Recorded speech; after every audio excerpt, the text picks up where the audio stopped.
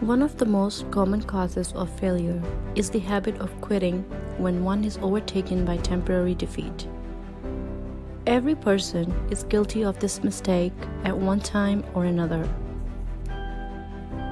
Darby, who later became one of the most successful insurance salesmen in the country, tells the story of his uncle, who was caught by the gold fever in the gold rush days and went west to dig and grow rich.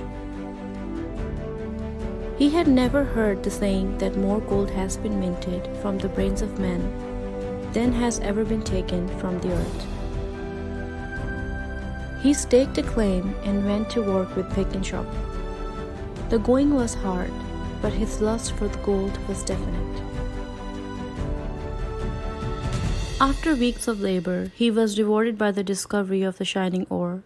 He needed machinery to bring the ore to the surface.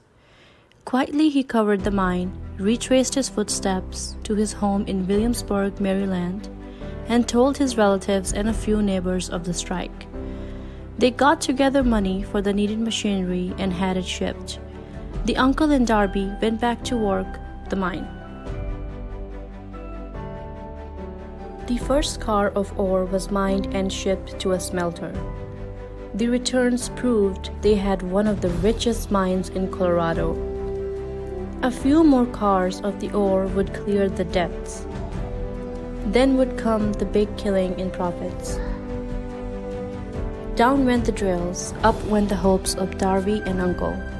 Then something happened, the veins of gold ore disappeared. They had come to the end of the rainbow, and the pot of gold was no longer there.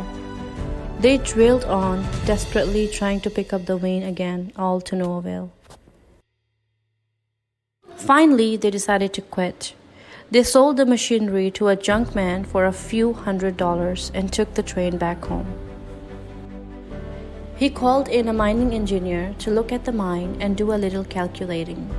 The engineer advised that the project had failed because the owners were not familiar with the fault lines.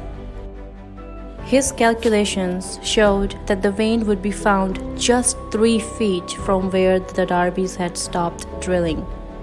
This is exactly where it was found. The junk man took millions of dollars in ore from the mine because he knew enough to seek expert counsel before giving up.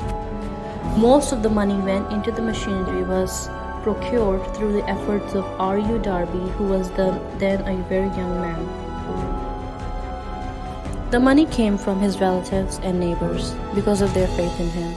He paid back every dollar of it, although he was years in doing so. Long afterwards, Mr. Darby recouped his loss many times over when he made the discovery that desire can be transmuted into gold. The discovery came after he went into the business of selling life insurance. Remembering that he lost a huge fortune because he stopped 3 feet from gold, Darby profited by the experience in his chosen work. His simple method was to say to himself, I stopped 3 feet from gold, but I will never stop because men say no when I ask them to buy insurance. He owes his stickability to the lesson he learned from his quitability in the gold mining business. Before success comes to most people, they are sure to meet with much temporary defeat and perhaps some failure. When faced with defeat, the easiest, most logical thing to do is to quit.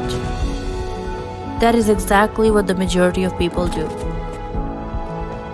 More than 500 of the most successful people America has ever known told the author their greatest success came just one step beyond the point at which defeat had overtaken them. Failure is a trickster with a keen sense of irony and cunning. It takes great delight in tipping one up when success is almost within reach.